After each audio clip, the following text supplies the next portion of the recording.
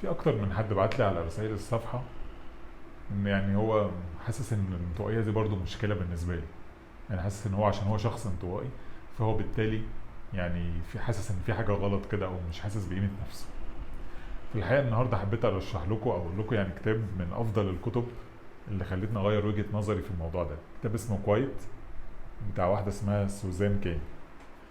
الكاتبه دي بتتكلم ان هي نفسها كانت او هي نفسها شخصيه انتروفيرت، وانها يعني من النوع اللي بيستمد طاقته زي ما قلنا قبل كده من لما تكون قاعده لوحدها. يعني هي ممكن تحاول تتعامل مع الناس بس يعني ده مش افضل حالاتها.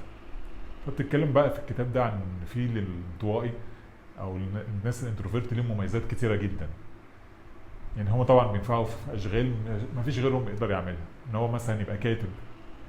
يعني انت الكاتب ده بيحتاج يقعد مع نفسه كده ويفكر ويجيب افكار، ده صعب قوي تلاقيها مع الشخص الاكستروفيرت.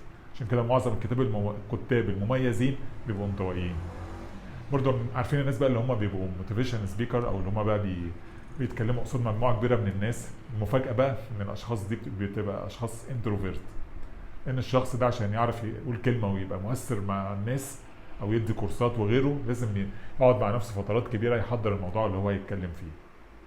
ودت امثله بقى في الكتاب عن ناس كتير يمكن غيروا في التاريخ، والناس دي كانت ما كانتش تقدر تغير لو هي كانت شخصيه اجتماعيه. ادت مثال مثلا على حد كان شغال في الاول مع ستيف جوبز. كان ستيف جوبز هو بس المسؤول عن الماركتينج، الشخص الرئيسي يعني اللي كان في الشركه بتاعته كان هو الشخص الانطوائي ده، هو اللي كان يعني ساعد ان فكره ابل دي تطلع للنور. بدي بقى امثله على حاجات كتير زي كده وعن ناس من التاريخ الناس دي كانت انتروفيرت وبالتالي عملت فرق كبير جدا في التاريخ لحد دلوقتي. وبتقول زي ما احنا اتكلمنا ان كان يعني سبب ان الناس اتغيرت نظرتها للانطوائي ان هو حاجه طبيعيه، ان هو بقى يعني خلاص يعني بقى حاجه غريبه في المجتمع.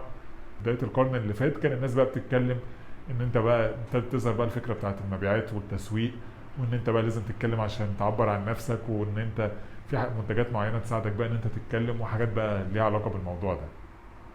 لكن في الحقيقه الانطوائي زيه زي الاجتماعي، كل واحد فيهم ليه مميزات وليه عيوب، وما فيش حد فيهم احسن من التاني.